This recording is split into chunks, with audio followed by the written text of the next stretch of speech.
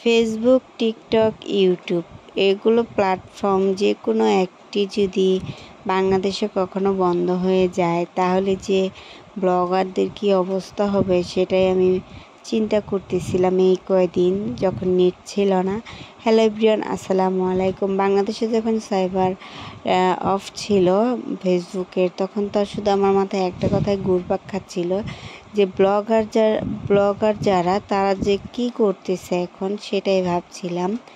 এত তো ভিডিও করে মোবাইলে রাখাটাও সম্ভব না, কারণ এতে করে কিন্তু পুরো মোবাইল ফুল হয়ে যাবে। মানে প্রতিদিনের ভিডিওগুলো যদি ভিডিও ক্যাপচার করে রাখা যায়।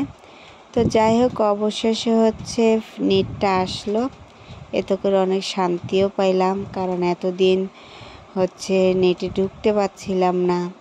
দেখি এত স্লো ছিল, ঢোকাই যাচ্ছিল না, আর ভয়ে আমি ঢুকিও নাই। কেননা কখন অন্য কোনো অ্যাপ দিয়ে যদি ঢুকি তাহলে যদি আবার হঠাৎ করে আমার পেজটা হারিয়ে যায় তাহলে তো আরেক সমস্যা। এত কষ্ট করে পেজটা একটু মানে অল্প হোক পরিবার, তবু আমার কাছে এটা অনেক বেশি। যাই হোক, এখানে হচ্ছে আজকে রান্না বান্না হচ্ছে আর চিকেন ভাজা হবে। এই চিকেনগুলো হচ্ছে বিকেলবেলা খাবো, সে কারণে মাখিয়ে রেখেছিলাম আর এখন ভাজতেছি। সব কিছু ম্যারিনেট করে রাখা আছে, আর এখন আজকে মাছ ভুনা করব। সেখানে মাছগুলো ভেজে নিয়েছি, ওগুলো ছিল হচ্ছে তেলাপিয়া মাছ। আর এই পাশে যে চিকেনগুলো দেখছেন এগুলো বিকেলে নাস্তা হিসেবে খাবো। তো চিকেনটা এভাবে খেতে ভালোই লাগে, তাই এভাবেই আমরা খাই বেশিরভাগ সময়। তো আমার মশলাটা কষানো শেষ। আচ্ছা, অনেকে বলেন যে তরকারি রান্না করার পরেও নাকি মশলার গন্ধ করে, সেটা কেন করে জানেন না?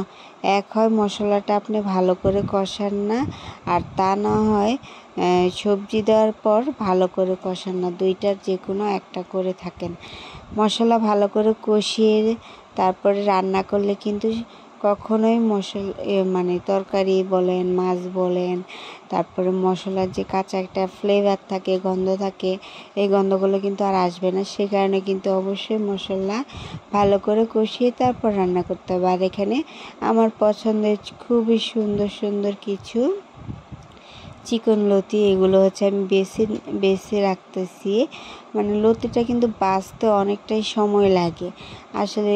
মানে যে জিনিসের স্বাদ বেশি সে জিনিসের কিন্তু কষ্টও বেশি। যেমন ইলিশ মাছ খেতে অনেক মজা, সেটা কাটা বাছতে হয়। তারপর হচ্ছে এই লতি খেতে অনেক মজা, কিন্তু সেটা হচ্ছে বাছতে একটু সময় লাগে। আজকে আর রান্না করব না, আগামীকাল রান্না করব ইনশাল্লাহ যদি বেঁচে থাকে। আর এখন হচ্ছে আলু আর কি ভাজতেছি, ফ্রেঞ্চ ফ্রাই। তো আলু হচ্ছে প্রথমে কেটে লম্বা করে, তারপরে দুইভাবে আপনারা আলুটা ভাজতে পারেন। একটা হচ্ছে গিয়ে হলুদ আর একটু হচ্ছে মরিচ আর লবণ, এগুলো দিয়ে মাখিয়ে তারপরে ভাজতে পারেন। আর একটা হচ্ছে লবণ পানিতে এই লম্বা করে আলুগুলো কেটে রেখে দিবেন, ধরেন আধা ঘন্টার মতো। তারপর হচ্ছে ওখান থেকে ছেঁকে ভালো করে তারপরে তেলে ভাজলেও ওভাবেও কিন্তু ফ্রেঞ্চ ফ্রাইটা অনেক সুন্দর হয়। তো যাই হোক, আমার আলু ভাজাটা প্রায় শেষের দিকে, তো আমি এগুলো উঠাই নিচ্ছি। তো বিকেলবেলা হচ্ছে যেহেতু খাবো, তাই আলু আর হচ্ছে চিকেনটাই ভেজে নিয়েছি, এগুলোই আজকে নাস্তা করব। আবার এখানে আরও কিছু আলু রয়ে গেছে, যেহেতু আমি সাথে লবণ দিয়েছি তাই একটু পানি ছেড়ে দিয়েছে। যাই হোক, এটা কোনো ব্যাপার না, কিন্তু খেতে কিন্তু অসাধারণ হয়। এভাবে খেয়ে দেখবেন, ভালোই লাগে। আর বাচ্চাদের যদি দেওয়া যায় এইভাবে তাহলে তো আরও মজা, তারা মজা করে খায়। আচ্ছা, যখন নেট ছিল না তখন আপনাদের কোন কথাগুলো বেশি মনে পড়েছে?